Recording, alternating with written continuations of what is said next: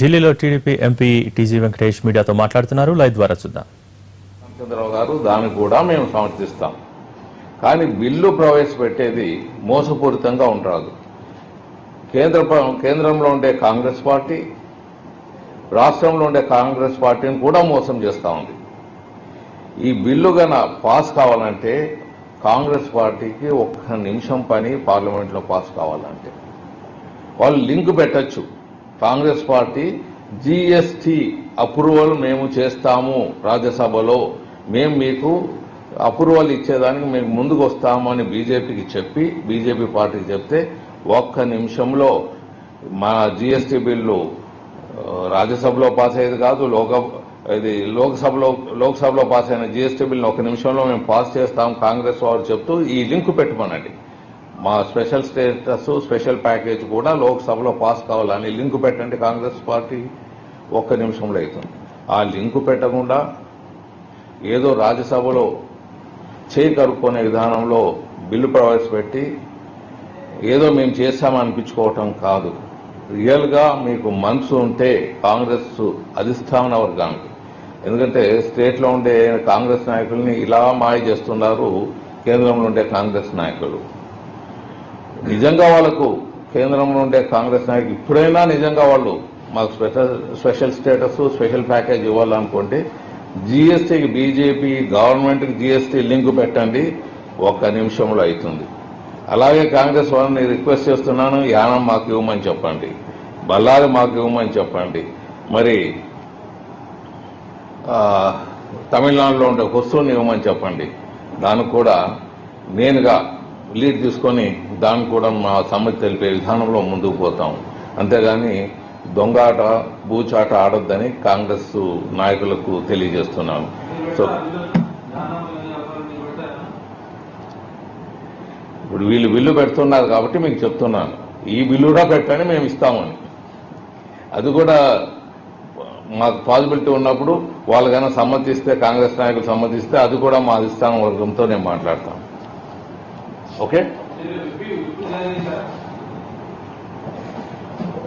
Whip జారీ చేయలేదు కానీ అందరూ రమ్మని చెప్పడం జరిగింది. డెఫినెట్గా అందరూ వస్తాము, అందరూ ఓటేస్తాము.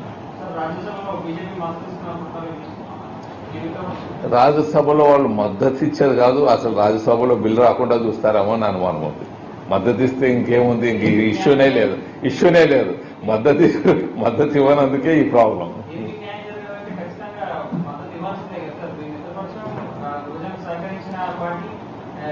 ఇంకా ఆ సబ్జెక్ట్ ఇంకా డిస్కషనే లేదు కదా. ఆ సబ్జెక్ట్ కదా ఉన్నదంటే ఇంకా అసలు ఈ దొంగాటలు అనేవే ఉండేవి కాదు కదా.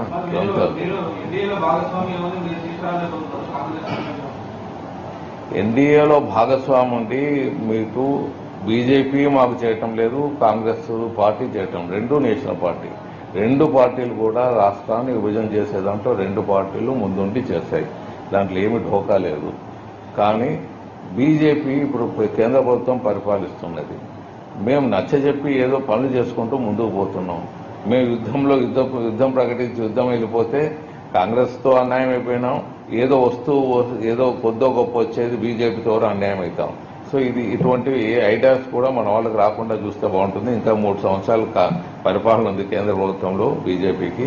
వారిని మనం ప్రయాణం చేసుకోలేము, నయాన కొద్దిగా ఏం చేయగలం. What is that we can do? GST link పెట్టమా, అదే నేను చెప్పేది. జిఎస్టీ బీజేపీకి లింక్ పెట్టేస్తే ఒక నిమిషంలో పని అవుతుందని తెలియజేస్తున్నాను. ఏమప్పా, రాష్ట్ర ప్రయోజనాల కోసమే కాంప్రమైజ్ అవుతున్నాం. రాష్ట్ర ప్రయోజనాలకు లబ్ధి కోసం బీజేపీతో కాంప్రమైజ్ అవుతున్నాం. ఎవరైనా చిన్న పిల్లోడు లాలీపాపి తాగేవాడిని పిల్లోడు అడిగినా చెప్తాడు. నేషనల్ పార్టీ బీజేపీ రూలింగ్ లో ఉన్నది, మనం దాంతో తగువ పెట్టుకుంటే మంచిదో కాదని ఎవరిని అడిగినా చెప్తారు.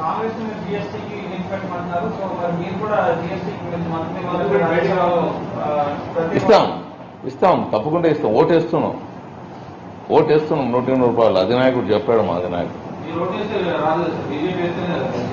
బీజేపీ వేస్తేనే ఓటేస్తాను. అందుకే నేను బీజేపీతో మేము గడ్డం పట్టుకొని మాట్లాడుతున్నాం. యుద్ధం చేయలేము, we can't do it war. వారు చేయాలంటే మీరు తెలుగు మాట్లాడేవాళ్ళే, వారు చేస్తే లాభం ఉంటుందో లేదో అని మీరు మేధావులు ఆలోచించండి. విజయమో వీర స్వర్గమో నీదో నాదో అయితే తెలుసుకోవచ్చు, ప్రజల మీద పెట్టలేము, అందరినీ వీర స్వర్గానికి పంపలేము. నువ్వు నిన్ను పంపొచ్చు, నేను పోవచ్చు, అందరినీ నువ్వు తాకట్టు పెడితే ఎట్లయితే.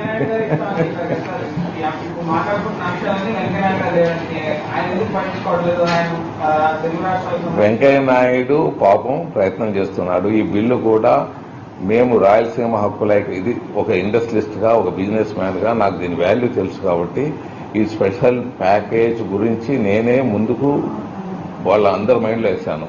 తెలుగుదేశం పార్టీలో వేశాను, బీజేపీ మైండ్లో వేశాను. అప్పుడు వెంకయ్య నాయుడు గారు పోరాడారు మన తరఫున. ఇది నో డౌట్ చేసింది మనం ఎప్పుడు చేసినారు అని చెప్తే ఇంకా కొద్దిగా చేసేదానికి అవకాశం ఉంటుంది. ఆయన ఇబ్బందులు ఒక నిమిషం. సో పార్టీలో ఆయనకు అభిప్రాయాలు ఉన్నాయి. అంటే వెంకయ్య నాయుడు ఒక్కడే బీజేపీ పార్టీ కాదు, వెంకయ్య నాయుడు గారు చేయాలనుకున్నారు, చేస్తారు. ఇప్పుడు రామచంద్రరావు గారు ఆంధ్ర ప్రాంత కాంగ్రెస్ నాయకులకు అందరికీ విభజన అక్కర్లేదని అనుకున్నారు. పాపం అందరికి ఆంధ్ర ప్రాంతంలో కాంగ్రెస్ నాయకులు ఏకకంఠంతో చెప్పారు విభజన వద్దని, అధిష్టానం చేసింది. అలాగే వెంకయ్య నాయుడు గారు అనేవాళ్ళు కూడా ఒక వ్యక్తి, అక్కడ ఒక నాయకుడు.